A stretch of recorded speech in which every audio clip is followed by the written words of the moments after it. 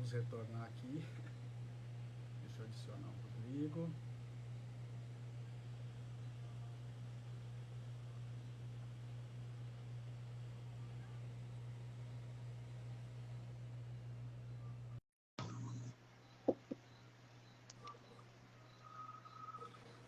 Chegamos? Chegamos. E aí? Tudo jóia, aqui E a sobrevivendo. dona Judite? Judite apagou aqui. Tá do jeito que Deus gosta. Você conseguiu gravar? Frio, né? Então ela tá feliz. Você conseguiu gravar? Você conseguiu gravar? Oi. Tá me ouvindo, Rodrigo? Tô, mas acho que você não tá me ouvindo. Não, agora eu tô. Que bom. Você conseguiu gravar a primeira parte? Ou não, nem olhou isso? Consegui, já consegui, senão a gente ia perder cliente. Tem muita coisa, É isso aí, não pode perder cliente. Ó. Cliente que eu falo não é pro trabalho em si, mas cliente para esse vídeo que a gente está fazendo, para essa ideia que a gente tem de divulgar conhecimento, né? Vamos sempre fazer isso, João. Você é legal conversar com você. Vamos. A gente só não pode conversar sobre política, né? Senão a gente vai se pegar aqui na câmera. E nem do passado. E a gente vai começar a se ofender, mas tá tudo bem. Eu estava falando do Tibério, né? E que o Tibério não quis governar e ficou lá no exílio, praticamente num autoexílio. Todo mundo ficou se perguntando, né? O que o Tibério está fazendo lá? O que ele fica fazendo lá o tempo inteiro? Então, aí começa, né? Começam as especulações. Para uns, Tibério ficava lá conversando com um amigo dele sobre filosofia, comendo peixes, peixinhos. Não peixinhos ainda, né? Comendo peixes. Uma vida de um velhinho normal, um velhinho que está esperando a morte chegar. Só não posso dizer que ele estava com um terço na mão, porque ainda não tinha terço, né? Jesus ainda nem tinha sido crucificado ainda. Não, aliás, já tinha sido. Mas Suetônio foi exatamente no governo dele. Uma outra coisa, talvez mais interessante do que ficar lendo filosofia. Preste atenção. Favorecido por um retiro que lhe oferecia toda espécie de libertinagem e por assim dizer, o furtava aos olhares da cidade, deu finalmente impulso a todos os vícios que mal dissimulara durante muito tempo. Como escreve legal, né? E aí ele vai dizer que no seu retiro mandou preparar até um teatro das suas perversões prediletas. Ali reuniu, trazido de todas as partes do império, raparigas, favoritos e inventores de complexos monstruosos sexuais que ele chamava espíntrias. Espíntrias é uma palavra grega que quase corresponde ao nosso esfíncter. Né? Os espíntrias, os esfincterianos de Tibério. Você já imaginou por que ele deu esse nome? Para que, enlaçados numa tríplice cadeia, se prostituíssem mutuamente diante dele. E desse modo, com estes espetáculos, seus apetites adormecidos pudessem reanimar-se. Construiu em vários locais quartos ornados de pornografia, nas florestas e nos bosques das cercanias. Consagrou aqui e ali lugares a Vênus e distribuiu pelos antros e cavernas grupos formados por jovens de ambos os sexos, vestidos de sátiros e ninfas. Em trocadilho, o nome da ilha, que foi dado publicamente, de Capri virou Caprínio, né? Porque aí cobriu-se de outra maior infâmia e mais ignóbil, na qual custa crer. Olha como o Suetônio escreve, como isso é maravilhoso, né? Ele se cobriu de uma tal infâmia que isso custa crer. Tibério, ao que parece, ensinava crianças de tenra idade as quais costumava denominar seus peixinhos, a brincar entre suas coxas enquanto nadavam e a pegar seu órgão genital com a língua e com os dentes. Ensinava também crianças já fortes, mas ainda não desmamadas, a sugar o seu pênis, tal como fariam com o seio da mãe. Gênero de perversão a que inclinava, sem dúvida, sua natureza e idade. Veja, então, você fazer uma mamadeira de pinto de imperador é uma coisa própria da idade. O Suetônio, ele tem umas maluquices, né? Como alguém lhe houvesse legado um quadro, aí ele vai contar de um quadro e tal, e um dia ele foi oferecer um sacrifício, e aí ele ouviu o sacerdote, ele ficou louco pelo sacerdote, não esperou o sacrifício acabar e estuprou o sacerdote durante o sacrifício religioso, né? Mesma coisa você entrar numa igreja hoje, você imagina? Você entrar numa igreja, gosta do padre, ele está lá no altar, você vai lá, rasga a roupa dele, manda ver e todo mundo fica quieto, né?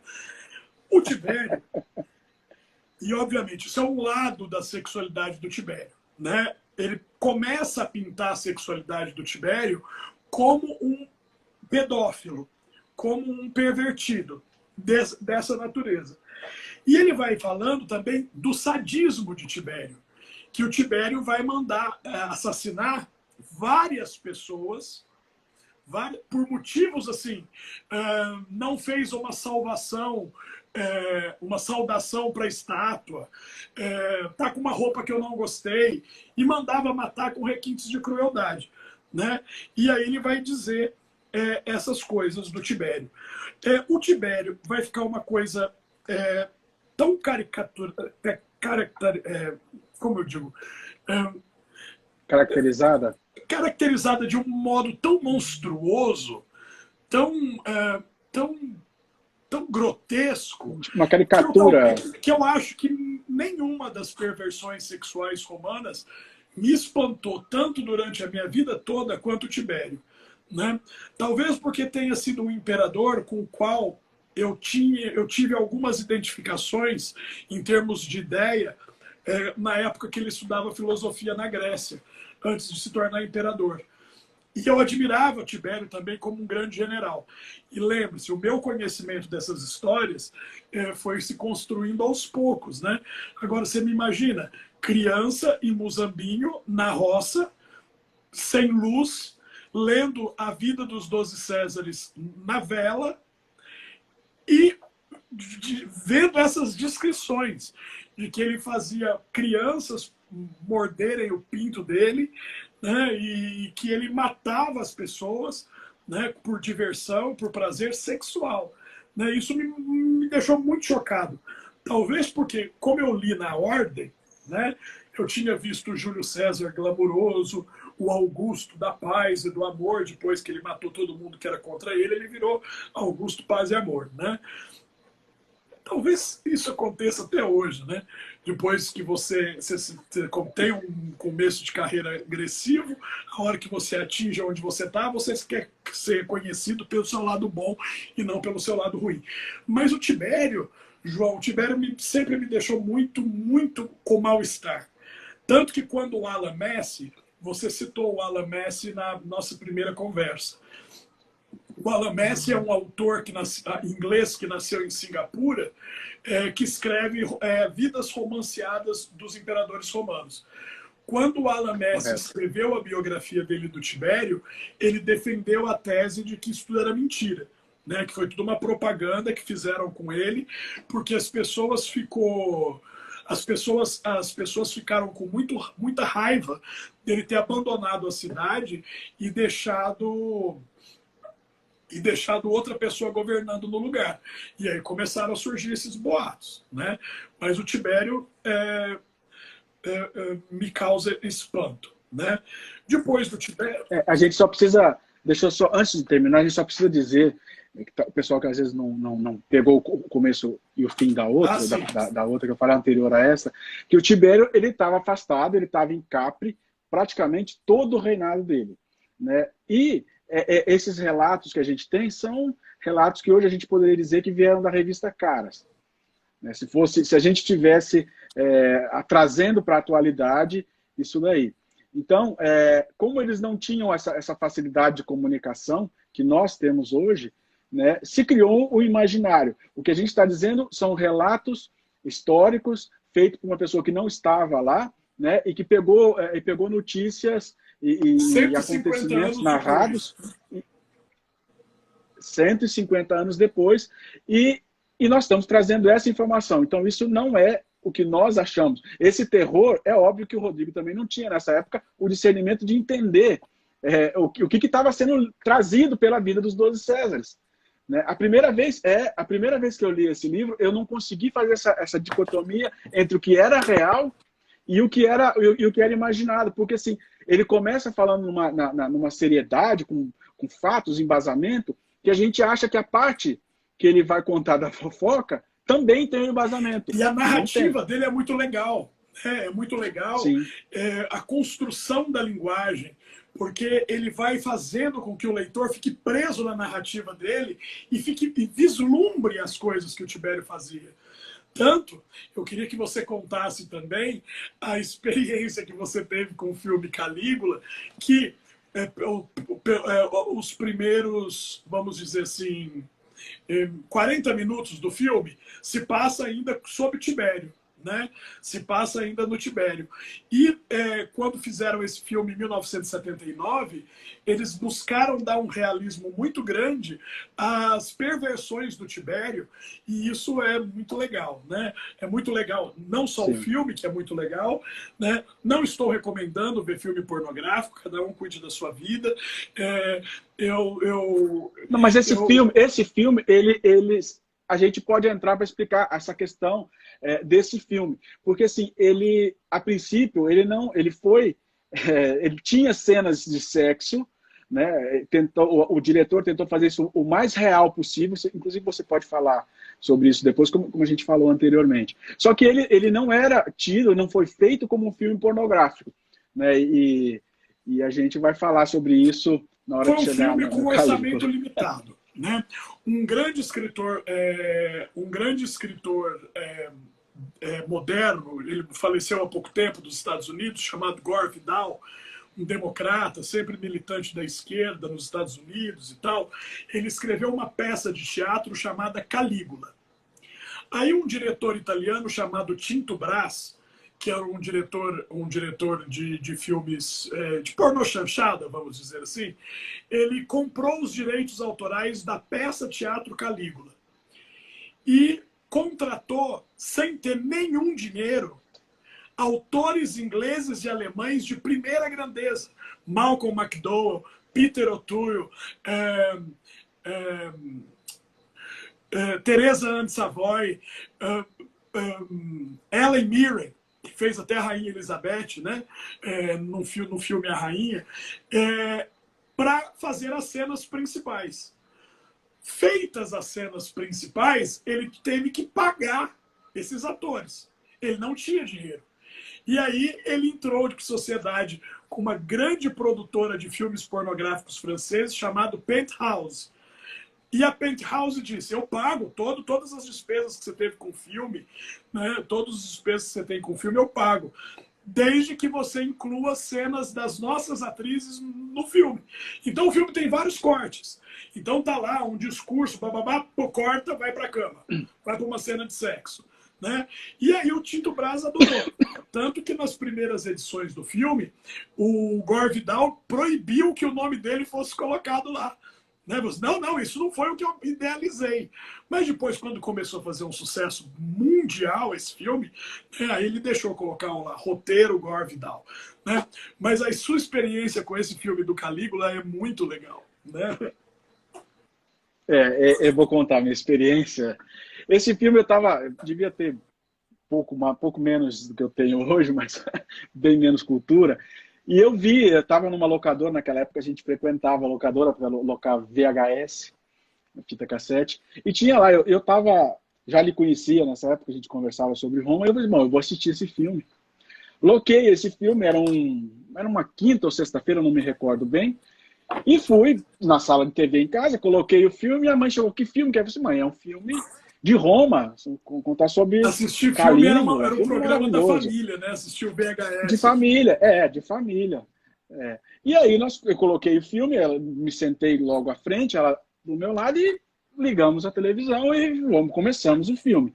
Eu não aguentei ficar 25 minutos do lado, porque na hora que começou essas cenas um pouco menos ortodoxas de filme histórico, né, de documentário histórico, romance histórico, eu não aguentei ficar perto da minha mãe e fiquei uns 2 dias sem conversar com ela, assim, sem me corar, né?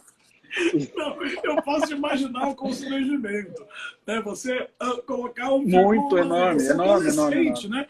Você é adolescente, vamos assistir um filminho, mãe, um filminho da hora, Roma, gladiador, né? Todo mundo fala Roma, pensa em gladiador, luta de espada, conquistar os bárbaros, matar a porra toda. Quando chega a primeira cena, um casal se beijando. Casal se beijando e se pegando no meio do mato. E aí vê que é o irmão com a irmã. Aí você vai, opa, mãe, aconteceu algum problema. E aí parece um velho. A gente acha que trocaram o filme. Parece um velho, todo molhado, cheio de ferida na cara, porque o Tibério tinha doenças venéreas, né? Saíram de uma piscina cheio de criança pelada dentro da piscina. Sua mãe deve ter ficado horrorizada, né? Assim, meu Deus, o meu filho é um pervertido, né? Mal sabia ela. Mais ou menos isso. Mas, depois dessa experiência do João com o Calígula, vamos falar dele, né? Do Calígula. Caio Júlio César Germânico, né? Calígula era descendente de Augusto e descendente de Lívia. Ele era descendente do primeiro casal imperial, dos dois, né? E ele era sobrinho neto do Tibério. E existe uma teoria, duas teorias, na verdade. Uma que o Tibério morreu de morte natural, de tanta safadeza, e outra que ele ficou doente, Calígula se autoproclamou imperador, e o velho não morria, o Calígula foi lá e sufocou ele com um travesseiro, né? O Suetônio não se posiciona, ele só conta as duas teorias. Mas, quando Calígula assume, né, e o nome dele, Calígula, né, Calígula, virou sinônimo de tudo quanto é coisa ruim na vida, né? Talvez até por influência do filme. Ele reinou pouco tempo, ele reinou 4 anos apenas, né? Só que ele, diferente de Augusto e diferente de Tibério, que tiveram uma relação muito boa com o Senado, Calígula não. Calígula já começa a governar e começa a querer passar por cima da autoridade do Senado. A autoridade do Senado se chamava mos maiorum, ou moral maior. A moral maior é a fonte de todo o direito romano, é a fonte de toda a justiça. São os costumes dos antepassados. E os guardiões dos costumes são os senadores. Então, você é o principal entre os senadores, você é o príncipe, mas espera lá. Você vem de uma tradição, você tem que respeitar a sua tradição, né? Tipo, você é o Harry da família real. O Calígula era tipo isso, ele quis ser mais do que a família real. Ele quis ser mais do que a tradição dos antepassados. Então, como tudo que ele queria fazer o Senado proibia, ele resolveu humilhar o Senado. Em diversas atitudes, ele resolveu ter uma postura de enfrentamento do Senado que nenhum imperador tinha tido antes, nem Augusto, nem Tibério. Nem o próprio Júlio César, que fez o Senado se ajoelhar para ele, teve uma coisa tão grande. Primeiro, ele quis se casar com uma das irmãs dele, chamada Drusila. Diz Suetônio que ele tinha caso com as 3 irmãs, Livila, Agripina e Drusila. Mas ele preferia Drusila. Drusila era o amor da vida dele, ele queria se casar. O direito romano, como o nosso direito moderno, proíbe casamento entre irmãos. O Senado disse, não vai casar com a sua irmã, não. E ele cogitou mudar a capital de Roma para o Egito, porque no Egito o irmão podia se casar com a irmã, desde que fosse da família real. Bom, os senadores não deixaram. O que o Calígula fez? nomeou seu bicho de estimação, seu cavalo, senador. Incitatus foi nomeado senador. Né? Construiu-se uma toga vermelha igual a dos senadores para o cavalo. O cavalo era trazido nas reuniões do Senado. Né? Ele era trazido e tinha um coxo de aveia de ouro e marfim para ele comer enquanto os senadores discutiam, porque o senador Incitatus até ia ser cônsul numa eleição, né? E para zoar mesmo a casa, né? Para zoar mesmo o bagaça do Senado, Calígula ia para as reuniões do Senado pelado, pintado de dourado, dizendo que ele era Apolo, que ele era um deus e que ele deveria ser cultuado. Obviamente, os senadores não engoliram essa, né? E durante apresentações teatrais, que era um tipo de diversão considerado bem baixo nível em Roma, embora todo mundo frequentasse, ele beijava atores na boca, homens, né? Ele não fazia conta de esconder com quem ele transava em termos masculinos e tal, e embora ele fosse predominantemente heterossexual, né, dentro daquela nossa visão que a gente explicou na live anterior. Ele casou 5 vezes, né? Normalmente ele matava os maridos anteriores das esposas dele, né? E ele era sádico. Né? Algumas das hipóteses do sadismo de Calígula era que ele tinha um problema glandular, que ele tinha um problema de tireoide, né? E que a bomba hormonal dos casamentos consanguíneos, dos casamentos entre parentes, que tanto o pai quanto a mãe dele eram parentes, criou uma pessoa debilitada, uma pessoa anômala, né? Uma anomalia. Como diria o professor Guido Palomba, um condutopata. Não um psicopata, mas um condutopata, porque ele não tinha moral na conduta. E veja, e é verdade, eu tenho ouvido muito Guido. Que nenhum remédio, nenhum médico conseguia controlar. E depois que ele voltava desses acessos de dores, ele saía matando, condenando pessoas à morte. Como fosse um alívio para aquela coisa. E o que causava alívio nele? O teatro, representações quando a esposa dele foi dar à luz, a filha dele, né? a Júlia, a filha dele, a mulher dele se chamava Cesônia, a última das esposas dele, ele fez o parto da filha dele um espetáculo público. Ele mandou construir num palco dentro do Teatro Romano uma escadaria, colocou a mulher sentada para dar luz na cadeira de gestação, com as pernas abertas, pintada de ouro, com panos dourados e vermelhos para receber a criança, que seria o filho de um deus vivo, porque ele se considerava um deus vivo. Né? Mas aí a hora que ele pegou a criança, viu que era menina, não era menino, mas valeu do mesmo jeito. Né? Era Júlia Drusila, em homenagem à irmã dele. A irmã dele que morreu, a Drusila, com quem ele queria casar. Mas os senadores não aguentaram e pediram a cabeça dele. Né? E a guarda pessoal foi subornada e ele foi assassinado.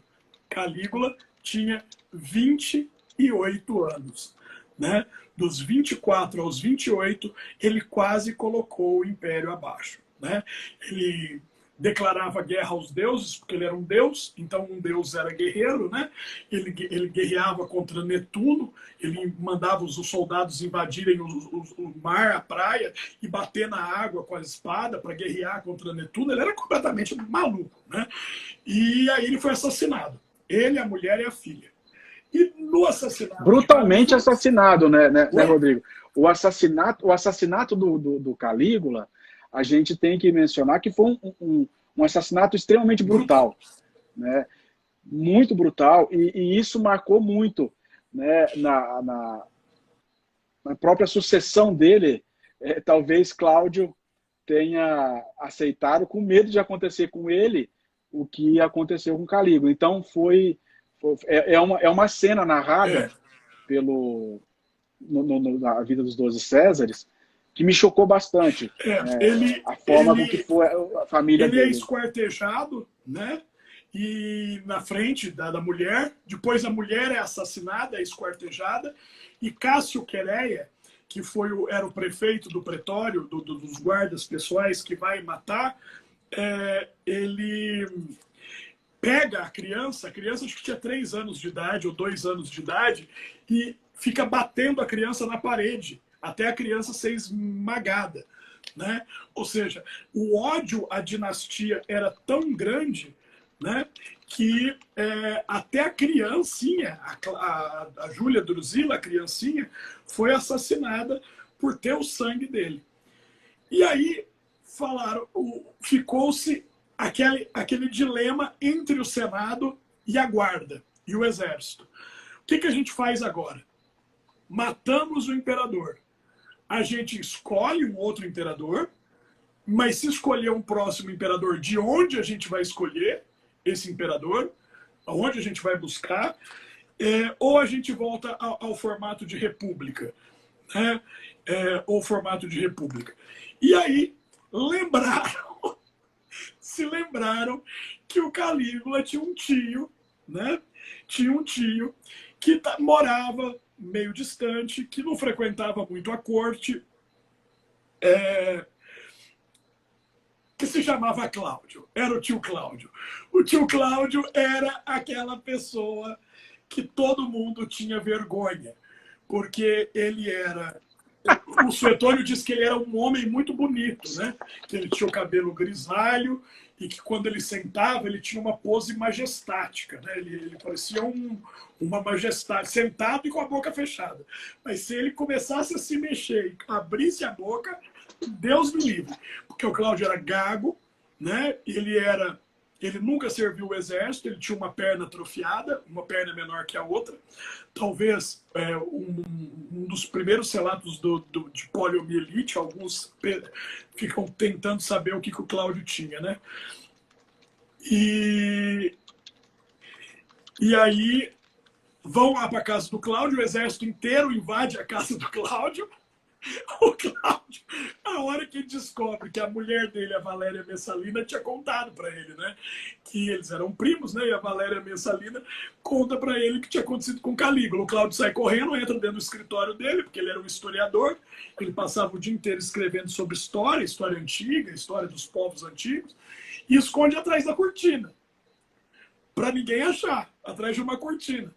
Só que ele fica com o pé para fora, né? Ele era tão sem noção que ele se escondeu errado, né?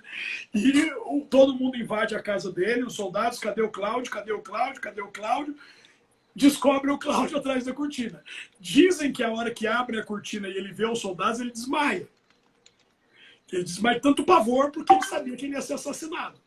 Quando ele acorda, ele está nos braços dos soldados, os soldados jogando ele para cima, e ave Cláudio, ave imperador, o novo imperador. E ele falou assim, ou eu aceito ou me matam, né? Então é melhor eu aceitar essa bagaça de ser imperador, né? E aceitou. E ele foi imperador, foi um imperador por 15 anos, 14, 15 anos, e implementou diversas reformas. Reformas administrativas, reformas jurídicas, né? E reformas do culto, né? Ele resgatou algumas letras que o alfabeto tinha perdido, só que só ele sabia. Ele gostava de ir ao tribunal e ser juiz das causas, né? Isso é interessante porque a gente tem que pensar que no sistema romano o imperador era um juiz, era o supremo juiz. Então qualquer causa podia ser levada até o imperador para ele decidir como se fosse um juiz. E obviamente o Calígula não ia no tribunal, mandava alguém aí no lugar dele, né? O Augusto às vezes ia, o Tibério não, porque ficou lá na ilha dele, na ilha com os peixinhos e com os esfincterianos. Mas o Cláudio ia, gostava, tal, beleza, embora todo mundo diga que ele dormia durante os julgamentos, né? Enquanto os advogados estavam falando. Eu estou pegando aqui... não, era a morte do Calígula, né? Enterraram a lâmina até mesmo nos genitais. Recebe, pois, a marca da sua cólera, né? Aí tem uns diálogos aqui, né? E aí vão falar que fizeram o mesmo com a mulher e com a filha. O Cláudio, como a gente disse, né, em termos sexuais, ele era, vamos dizer assim, ele era heterossexual e ele foi o único imperador romano que se tem notícia que fosse exclusivamente heterossexual, né? O Império Romano durou 500 anos. Foi o único imperador que nós temos de notícia de que só transou com mulheres. E ele era também ele tinha aquele aspecto que eu não sei se o seu pai tem. O meu pai tem às vezes essa coisa de dizer amém para tudo que a mulher fala. Sabe?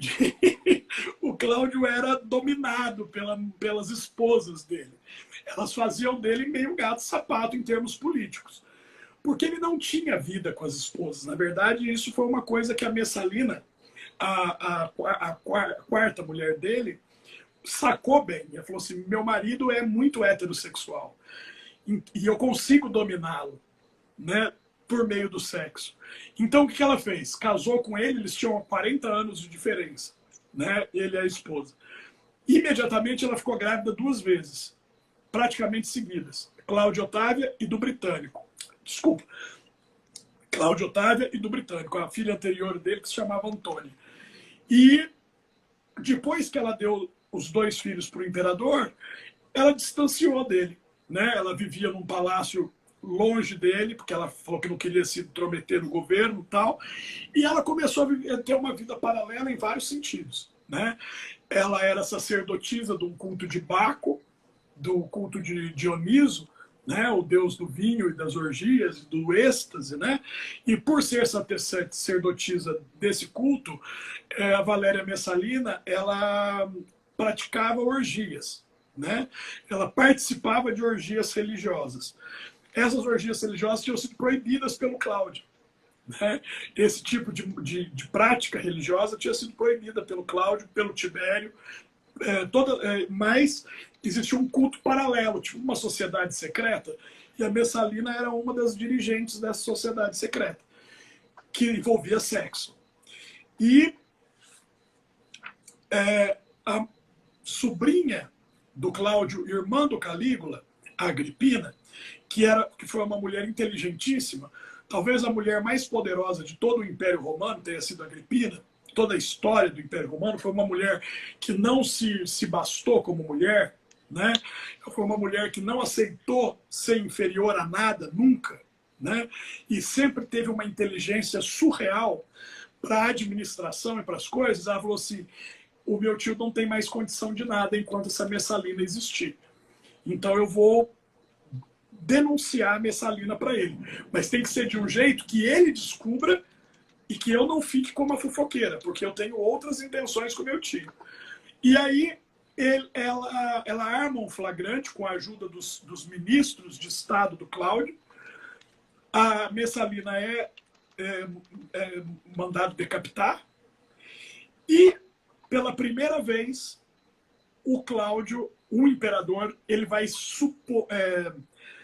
vamos dizer assim, ele vai impor a sua vontade ao Senado de maneira contra legem, vamos dizer assim, né? Então ele quis recompensar a Agripina, a sobrinha dele, de alguma forma, e ela disse, ô tio, casa comigo. Você tem lá suas amantes, eu tenho a minha vida, eu tenho meu filho para criar, vamos casar, porque aí fica tudo entre família, a direção do império fica comigo e eu te ajudo a governar. O senhor está ficando velho, o senhor tem 62 anos e tal. E o Cláudio falou assim, vamos casar assim, filha, então. Ele chamava a Agripina de filha, ele tinha a Agripina como uma filha, filha, né? Porque ele era gago. E ele, vamos casar. E o Senado proibiu, disse, não, tio, não pode casar com sobrinha, não, tá na lei. A lei romana proíbe. E o Cláudio falou, eu sou o imperador, eu mando mais que a lei, vou casar com a minha sobrinha sim. E casou. O Senado se sentiu absolutamente traído, fez uma grande oposição ao Cláudio, o Cláudio não estava nem aí, casou com a Agripina e deu o império para ela dirigir. E ela se cercou de 2 mentes brilhantes do primeiro século, talvez as pessoas mais brilhantes que passaram, né, pela primeira dinastia, em termos intelectuais, Agripina, que tem meu amor eterno, né? Sêneca, o grande filósofo, que era muito amigo de Agripina, e Burro, Sesto Afrânio Burro, que apesar do nome dele ser burro, ele era super inteligente e foi eleito chefe do pretório. Então, Burro assumiu a administração jurídica do império, Sêneca a propaganda e a ideologia, Agripina as rédeas do império, e deixou o Cláudio transar lá com as 2 ou 3 amantes que a Agripina pagava para manter o Cláudio entretido e não se meter no governo do próprio império que ele tinha desenhado, redesenhado. Até que o filho dela começou a crescer. E quando o filho dela atingiu 17 anos, ela disse assim, não, está na hora do tio Cláudio partir, né? E ela deu um prato de veneno para o Cláudio comeu e morreu. Ela demorou 3 dias para anunciar que o Cláudio tinha morrido, João. Porque quando o Cláudio morreu, ela reuniu o Senado. Uma mulher nunca tinha entrado no Senado. Ela reuniu o Senado para saber se o Senado ia aprovar o filho dela e não o filho natural do Cláudio como sucessor. E o filho dela era o Nero. Porque ele tinha um filho, ele tinha um filho com 2 filhos com a Messalina, né? Ele tinha uma Tem que filha deixar com isso claro. o Plácia Galina, que se chamava Antônia. Tinha 2 filhos com a Messalina, a Otávia e o Britânico. O Britânico tinha 13 anos, o Nero 17. Como o Cláudio casou com a Agripina, ele adotou o Nero como filho. Então, assim como na nossa legislação, em Roma não havia diferença entre filho adotivo e filho natural. Era tudo considerado filho. Quando o Cláudio adota o Nero passa a ser o primeiro na linha de sucessão. E aí a Agripina falou assim, ok, tio, vá com Deus, vá para o Hades, para algum lugar, que agora quem vai tomar conta de tudo sou eu. O Nero era absolutamente submisso à Agripina. Ele era aquele filho criado na barra da saia da mãe e que fazia tudo que a mãe mandava. E ela assume o império no nome do filho. Então, teoricamente, quem está reinando é Nero. Mas quem está reinando de fato, Agripina, Burro e Sêneca. E aí foi maravilhoso, porque teve uma guerra contra os persas, o Império Romano ganhou. O Cláudio tinha conquistado a Inglaterra, começou o povoamento da Inglaterra com Nero. Teve uma revolta lá de uma rainha louca, viking, celta, chamada Boudica. Os romanos acabaram com ela. A arrecadação de impostos do Império estava assim, maravilhosa, né? O Nero ficava cantando, ficava jogando, ficava por aí na vida. E a mãe dele governando. Até que um dia, né, ele tinha por volta de 27 anos, né? O governo de Agripina durou mais ou menos 10 anos, e ele disse, mamãe, quero governar. E a Agripina disse, nem a pau. Sai daqui, né? Sai daqui, você não vai governar, não. E aí o Nero começou a mancomunar como ele ia fazer para governar, porque ele queria ser imperador.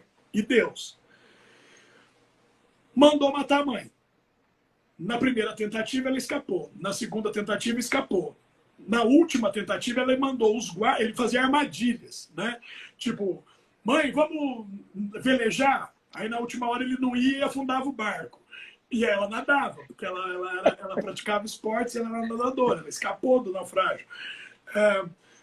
Mãe, toma um copo de bebida cheio de veneno. Só que a Agripina ela era amiga da maior envenenadora de Roma, então ela tinha tomado todos os antídotos possíveis. Obrigado, filhinho. Esse copo que ele me deu foi meu aluno Mateus. E bebia e o Neto, putz, minha mãe não morre, que desgraça. E aí, por fim, ele mandou os soldados irem lá na casa dela e matarem ela, né? E aí, a hora que ela falou assim, vocês vieram me matar? Os soldados falaram assim, viemos, dona Agripina. E aí o soldado falou, por favor, por gentileza, estica seu pescoço para a gente cortar sua cabeça. E aí ela disse, não, fere aqui, no ventre que pariu esse monstro. E aí eles rasgaram o abdômen da Agripina com a espada e nasce aí a expressão cesariana. Porque o César, o Nero, né, Nero César, dizem, Suetônio, que ele foi lá mexer no cadáver da mãe para ver de onde ele tinha saído, né? E Inclusive, conta-se que, num desses livros aqui que eu mostrei, que é o primeiro momento em que o Nero demonstra uma tara sexual é que ele se masturba olhando o cadáver da mãe, né? E ejacula sobre o cadáver e tal. E na cabeça dele não sei se estava simbolizando uma libertação, se ele estava humilhando a mãe fazendo isso, mas aí começa o governo dele, né? Que ele manda matar o Sêneca, o burro morre, o Sêneca se mata, ele dá ao Sêneca: você prefere se suicidar ou que eu mande te matar igual eu fiz com a minha mãe? Ele: não, eu me mato. E aí ele se matou, o burro morreu com câncer de garganta. Alguns dizem que o Nero acelerou o processo do câncer dando veneno. E começa as loucuras de Nero, né? As loucas noites de Nero. Porque aí, meu filho, aí enquanto o Império estava com um pouco de estabilidade nas fronteiras, a cidade de Roma virou uma festa do DA da Unesp dos anos 90. Né? Virou, sei lá, como é que eu vou explicar? Virou o zonal. Virou, sei lá, o anfiteatro de todas as coisas grotescas que você possa imaginar. Né? Então, Nero se divorcia da primeira esposa dele, que era filha do Cláudio, se casa com uma outra mulher, que era casada, manda o marido dela ir governar Portugal, casa com ela, e aí ela começa a mandar no Nero. E o Nero não gostou dessa história de ser mandado pela mulher. Ele não era o Cláudio. E aí ele mata a mulher também. A mulher estava grávida do segundo filho e o Nero mata ela a pontapés. Um dia ele chega em casa tarde e ele chuta a mulher até morrer, porque ela perguntou para ele onde ele estava, quis mandar nele e tal. E os funerais em Roma eram de cremação, né? Nero não. Nero mandou embalsamar o corpo da mulher e mandou fazer honras divinas para ele. Mas aí ele se casa com um rapaz. Ele se casa com o Esporo, que era um escravo grego que ele tinha. Se casa, quando eu estou falando, há uma cerimônia de celebração de casamento. Tá? Não é casar só transar, não. O Senado é importante deixar, é importante falar, é importante mostrar, Rodrigo, porque assim, o casamento, ele não, até então não era comum e não existia casamento solene, né? como um evento solene entre homens. Existia sim a prática Exato. O modo mais comum de casamento em Roma se chamava uso. Se você usasse a mulher durante 1 ano e 1 dia, você era considerado casado. Era tipo uso capião de mulher. Né? Era o mais comum que se havia na antiguidade. A confarreatio, que é a celebração do casamento por um sacerdote, ela só se dava nas classes mais altas. E o Nero exigiu que fosse celebrado o casamento dele com um homem. E o Senado disse: não vai casar. E ele disse: vou. E quando ele disse vou, foi um vô com muito mais autoridade do que tinha sido o vô do Calígula e o vô do Cláudio. Ele vou sim. E o Senado fechou a boca. Porque o exército estava com o Nero. E o Nero casou. Aí ele cansou um pouco do marido, né? Não gostou muito do marido, ele deu uma olhadinha assim, acho que ele não gostou muito mesmo depois de um certo tempo. E convocou os maiores médicos do Império para transformar o marido numa mulher.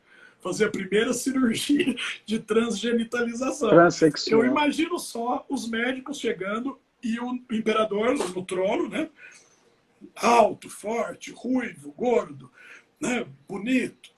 Falando assim: eu quero que você transforme meu marido numa mulher. Imagina a saia justa do médico. Assim, imperador, isso só vai ser possível no Eu final imagino o marido dele.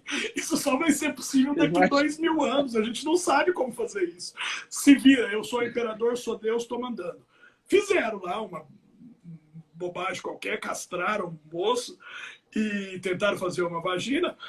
Incrivelmente, isso é a parte mais incrível da história, esse moço sobreviveu à cirurgia e quando Nero viu o resultado, ele disse: não quero mais brincar de casar com você, estou divorciando. E casou com uma mulher, Statília Messalina, que era prima deles também, da parte do Valério Messala. Por isso que o grande patriarca, as mulheres têm sempre o nome dos homens, né? Agripina vem de Agripa, Messalina vem de Messala, que são os nomes masculinos da família. E aí ele se casa e depois ele quer se casar de novo, ele quer ter um casamento, ele quer ser bígamo. Ele se casa com um gladiador. E aí é a coisa mais interessante, porque ele vai se vestir de mulher para se casar com esse gladiador, que alguns dizem chamar Pitágoras, outros dizem chamar Dorífero. Ele vai se casar como mulher e vai assumir um papel passivo diante da sociedade romana inteira. Você imagina o imperador, o príncipe, o principal, além de ser passivo, se vestir de mulher, né? E aí dizem que ele mandou todo mundo ir para a casa dele para a noite de núpcias e que ele ficava gritando como se ele estivesse sendo deflorado, como se fosse uma mulher na noite de núpcias, e os senadores tinham que ficar do lado de fora da cortina dizendo, que legal, né? Você imagina os senadores, João Marcelo, como eles deviam estar com ódio, porque tudo que eles proibiam o imperador fazia. E aí aconteceu um desastre. O Nero foi para Nápoles fazer uma apresentação musical, porque ele se achava o Roberto Carlos da época também. Ele gostava. Dizem que ele tinha uma voz horrorosa, que ele não entendia nada de música, mas ele era músico.